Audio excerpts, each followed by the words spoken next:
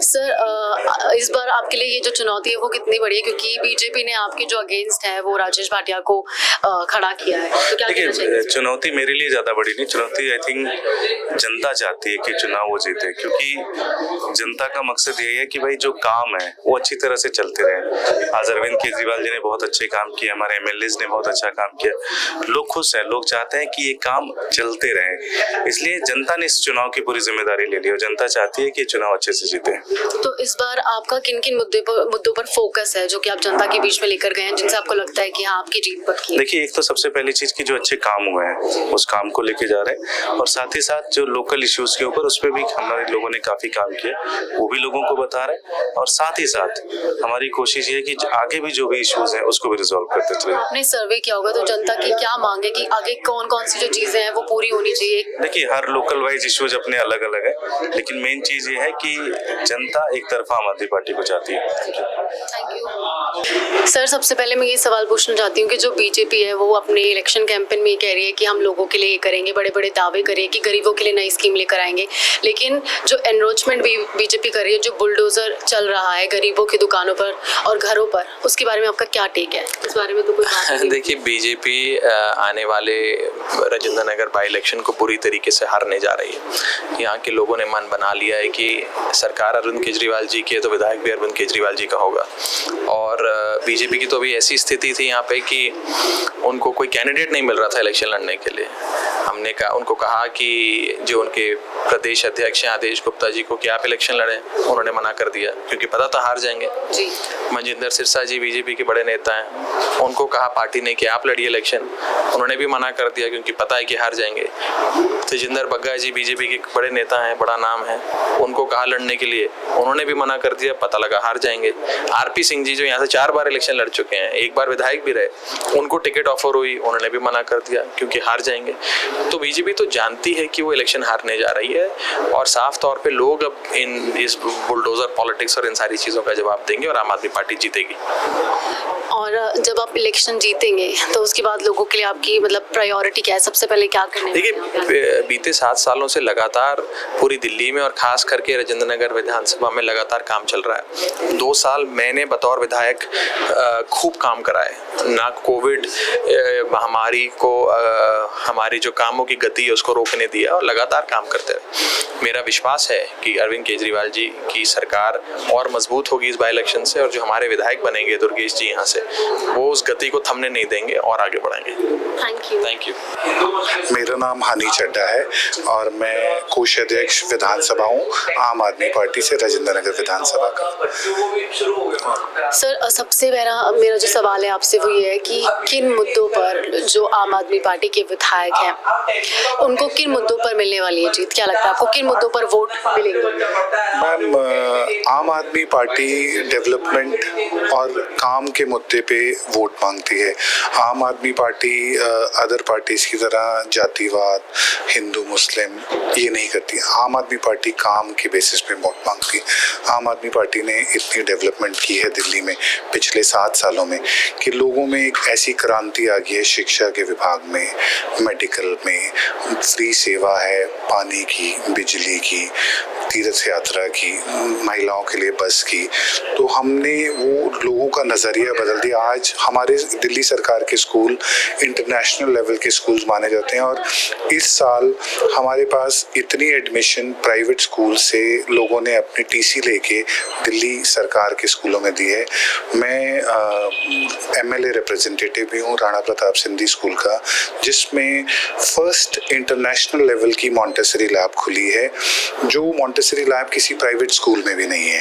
तो हमारे पास बाहर, सिर्फ इंडिया से नहीं, बाहर से भी जब प्राइम मिनिस्टर की वाइफ आई है, प्रेसिडेंट की वाइफ आई, तो उन्होंने ये स्कूल विजिट करने चाहे दिल्ली सरकार के। उन्होंने केंद्र सरकार के केंद्रीय विद्यालय नहीं विजिट किए, किसी प्राइवेट स्कूल को विजिट नहीं किया, क्योंकि उनके बीच में भी एक इस किस्म की जागृति वहाँ पहुँच चुकी है कि दिल्ली सरकार ने एक शिक्षा के विभाग में एक ऐसी क्रांति लाए हैं। मेडिकल, हमारे हॉस्पिटल इंटरनेशनल लेवल के हो गए, हमारे हॉस्पिटल की जो फैसिलिटीज़ हैं, एक नज़रिया बदल गया है। जब हम पहले कभी सरकारी अस्पताल कहते थे तो लोग मुंह बना लेते थे। आज ये समय है कि सरकारी अस्पताल प्राइवेट हॉस्पिटल से ज़्यादा बेटर इंफ्रास्ट्रक्चर रखते हैं, बेटर मेडिकल फैसिलिटी रखते हैं, फ्री मेडिकल सेवा रखते हैं, दवाई, टेस्ट, लैब सब कुछ फ्री है। तो दिल्ली सरकार ने जो टैक्स के माध्यम से लोगों से पैसा लिया उसको उन लोगों में ही बांट दिया। फ्री कुछ नहीं है, ये आपका ही पैसा है। दिल्ली सरकार ने वो लौटा दिया उनको फैसिलिटीज़ देके। ये इंटरनेशनल फॉरेन कंट्रीज़ में ये कंसेप्ट चलता है, हमारे यहाँ ये ट्रेंड नहीं था। बट अरविंद केजरीवाल जी के नेतृत्व में ऐसा ट्रेंड चला क्योंकि पढ़े लिखे लोगों, शिक्षित लोगों के हाथ में सरकार है, तो उन्होंने इस चीज़ के पूरा ध्यान रखा है। अभी आपने जैसे उन मुद्दों पर बात की कि आप सरकार ने 200 यूनिट फ्री कर दिया, बिजली पानी इतना फ्री है और ट्रांसपोर्ट भी फ्री है, तो जो बीजेपी है वो इस बात पर मेन फोकस कर रही है कि आप जो सरकार है वो सिर्फ बेफालतू की बातें कर रही है, जैसे टैक्स लेती है और बिजली भी हर जगह नहीं आती, पानी हर जगह नहीं पहुंचता, ये सिर्फ इलेक्शन जीतने के मुद्दे हैं। इस पर आप क्या कहना चाहेंगे? दिल्ली सरकार ने जो 200 यूनिट फ्री दिए हैं, उन्होंने अब क्योंकि जो लोग बीजेपी वाले हैं वो भी इस फैसिलिटी को एंजॉय कर रहे हैं, उनके वॉलंटियर भी एंजॉय कर रहे हैं, उनके नेता भी एंजॉय कर रहे हैं, तो उनकी आईना दिखाने के लिए दिल्ली सरकार ने अब एक स्कीम रखी है कि जो लोग ये फैसिलिटी नहीं लेना चाहते वो ऑप्ट कर सकते हैं। या तो अब हम देखेंगे कि कितने बीजेपी वाले लोग जो ये फ्री की फैसिलिटी दिल्ली सरकार ने दी है इसको एंजॉय नहीं करना चाहती, क्योंकि वो एंजॉय तो करना चाहते हैं बट उनके पास कोई मुद्दा नहीं है। उनके पास सिवाय हिंदू मुस्लिम, हिंदू सिख, इसके अलावा कोई मुद्दा नहीं है। हमारे पास डेवलपमेंट मुद्दा है। हम सिर्फ अरविंद केजरीवाल जी एक ही पॉइंट पे काम करते हैं, डेवलपमेंट, जो हमारा मेन फोकस है।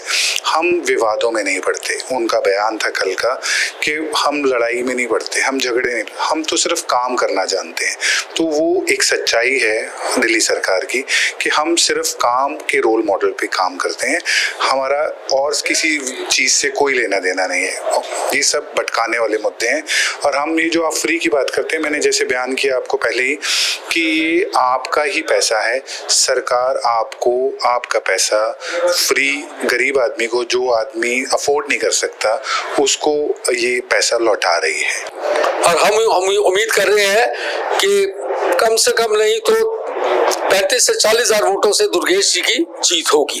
35 से 40 हजार वोट होगी, क्योंकि जो डेंसली पॉपुलेटेड एरियाज है हमारे यहाँ, टोडापुर है, दसगरा है, इंदरपुरी है, जेजे कॉलोनी है, बुद्ध विहार है, नारायणा गांव है, पांडु नगर है, 100 क्वार्टर है, करोल बाग के अंदर WA है। दीज आर द एरियाज जहाँ पे वोट पॉकेट्स बड़ी स्ट्रांग है and they are all pro Aam Aadmi party. वो आम आदमी पार्टी में ही विश्वास करते हैं। क्यों करते हैं? क्योंकि काम ही आम आदमी पार्टी करती है और कोई पार्टी काम ही नहीं करती है। भाटिया जी हमारे यहाँ काउंसलर रहे हैं, 5 साल काउंसलर रहे हैं, लेकिन काम जो किया है वो आम आदमी पार्टी के आने के बाद यहाँ काम हुआ है। ये किसी टाइम पे राजेंद्र नगर जो है ये बीजेपी का एक गढ़ होता था, एक बड़ा बहुत स्ट्रॉन्ग फोर्ट हुआ करता था, तो आम आदमी पार्टी ने इसको तोड़ दिया। 2 इलेक्शन ऑलरेडी जीत चुके। विजेंद्र गर्ग जी पहले MLA रहे हैं 5 साल, फिर राघव चड्ढा जी बने हैं, अब दुर्गेश पाठक जी आ रहे हैं। तो बीजेपी का वर्चस्व जो है वो धीरे धीरे खत्म होता जा रहा है। आम आदमी पार्टी उसको ओवरलैप कर रही है। आम आदमी पार्टी जो है धीरे धीरे आप देखना, MCD के इलेक्शन है आज से 4, 5, 6 महीने के बाद, जब भी MCD तैयार हो जाएगी, डिलिमिटेशन हो जाएगी, इलेक्शंस होंगे, उसमें MCD 15 साल से जो MCD में बीजेपी है उसका सुपड़ा साफ हो जाएगा, वो साफ ही हो जाएगी बिल्कुल। और 2024 में जो general elections all over India के, अभी 7 MLA जो है बीजेपी के हैं, 24 के अंदर 7 MLA दिल्ली के आम आदमी पार्टी के ही होंगे, ये भी मैं आपको बता रहा हूँ। मेरा नाम परमजीत सिंह चावला प्रिंस है। मैं न्यू राजेंद्र नगरी रहता हूँ और यहाँ पे रहते हुए मुझे कम से कम 13 से 14 साल हो गए हैं। तो आप यहाँ पे एक रेजिडेंट?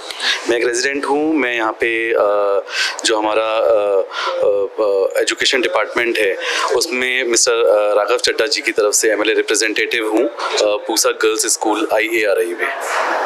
तो सर, जैसे कि अभी बाईपोल इलेक्शन चल रहे हैं तो उस पर हर टाइप का मुद्दा उठता है, एजुकेशन का भी मुद्दा उठता है। तो एजुकेशन को लेकर आपकी क्या नई तकनीक आने वाली है, कौन कौन से नए डेवलपमेंट हमें एजुकेशन सेक्टर में देखने को मिलेगा? देखिए, मैं आपको इसके लिए आज से 10 साल पहले भी लेके जाऊंगा और अभी के बारे में भी मैं आपको बताना चाहता हूं। जैसे मैंने आपको बताया कि मैं खुद एक MLA रिप्रेजेंटेटिव हूं एक गर्ल्स गवर्नमेंट स्कूल में। तो आप आज से 10 साल पहले अगर जाएंगे और अगर देखेंगे तो यहाँ की जो गवर्नमेंट स्कूल्स की जो हालत थी बड़ी ख़राब थी।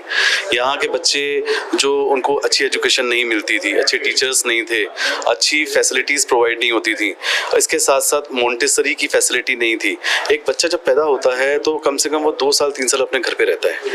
जब घर पे रहने के बाद जब वो स्कूल के लिए निकलता है तो उसको ये होता है कि जल्दी से घर भागूं, उसको अपने माँ बाप की याद आती है, अपने पेरेंट्स की याद आती है। वो क्योंकि 3 साल का बच्चा है, वो घर से निकला है, उसको जो 3 साल से घर से निकला हुआ है और अचानक किसी ऐसी जगह चला जाए जहाँ पे वो किसी को नहीं जानता, वो वहाँ से भागने की कोशिश करता है, रोता है, परेशान होता है।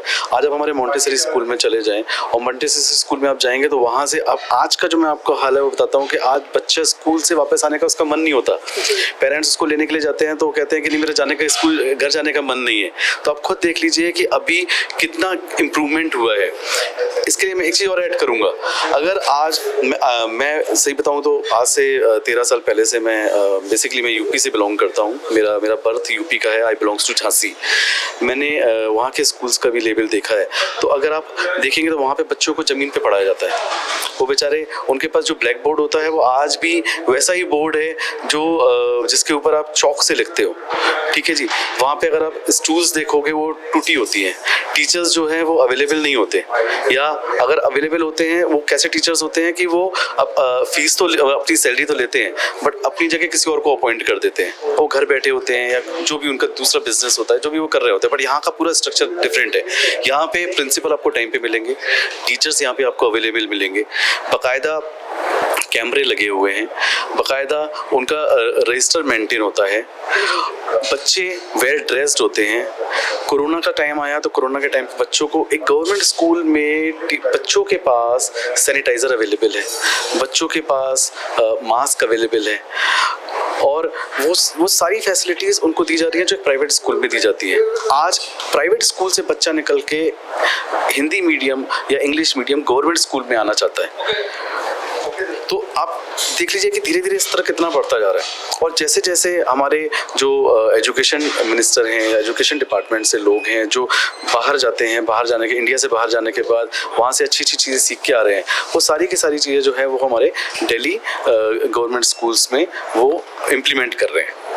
जैसे सर अभी आपने प्राइवेट स्कूल की बात की, तो ऐसे बहुत सारे बच्चे हैं जो कि प्राइवेट स्कूल में पढ़ना चाहते हैं लेकिन डोनेशन की वजह से उन्हें गवर्नमेंट स्कूल चूज़ करना पड़ता है। तो इस चीज़ पे कब काम होगा या फिर क्या कहना चाहेंगे आप इस पर? देखिए, सबसे पहले तो मैं ये बोलूँगा कि इस चीज़ के लिए जैसे हमारे उनको डोनेशन की वजह से पहली बात तो ये है कि डोनेशन वाला मैटर आना ही नहीं चाहिए। स्कूल में आप ऐसी इतनी सीट्स रखिए कि बच्चों को ईजिली एडमिशन मिल जाए, उनकी फ़ीस कम करिए। उसकी फ़ीस कम करेंगे तो उससे ये है कि बच्चे वहाँ पे इजीली जाना पसंद करेंगे। आज के टाइम पे मैं आपको कंपेयर करके बताना चाहता हूँ कि आज के टाइम पे गवर्नमेंट स्कूल्स की पढ़ाई इतनी अच्छी हो गई है कि आज एक बच्चा प्राइवेट स्कूल से अपने आप को कंपेयर करता है। पहले उसको हेजिटेशन होता था, पहले उसके कंपटीशन होता था। आज आप हमारे किसी भी दिल्ली गवर्नमेंट स्कूल में चले जाइए, आपको लगेगा ही नहीं कि एक ये बच्चा किसी हिंदी मीडियम स्कूल में पढ़ रहा है। आज हमारे गवर्नमेंट स्कूल से इंजीनियर्स निकल रहे हैं, आज हमारे गवर्नमेंट स्कूल से डॉक्टर्स निकल रहे हैं। आज आपने कुछ दिन पहले सुना होगा कि हमारे गवर्नमेंट स्कूल से एयर होस्टेस लड़कियां बन के निकल रही हैं। तो ये कितने कॉन्फिडेंस की बात है कि हमारे गवर्नमेंट स्कूल्स में कितनी तरक्की हो रही है। अगर हमारे जितने भी प्राइवेट स्कूल्स हैं, अगर इन पे फोकस ना करके अगर हमारे क्या कहते हैं इनको अगर सबको बंद भी कर दिया जाए तो आप ये देख लीजिए कि सारे बच्चे हमारे गवर्नमेंट स्कूल में आ जाएंगे। तो हमारे गवर्नमेंट स्कूल्स में कभी भी आपको ये फील नहीं होगा कि आप किसी ऐसे स्कूल में पढ़ रहे हैं जहाँ पे एजुकेशन स्तर में कोई प्रॉब्लम है।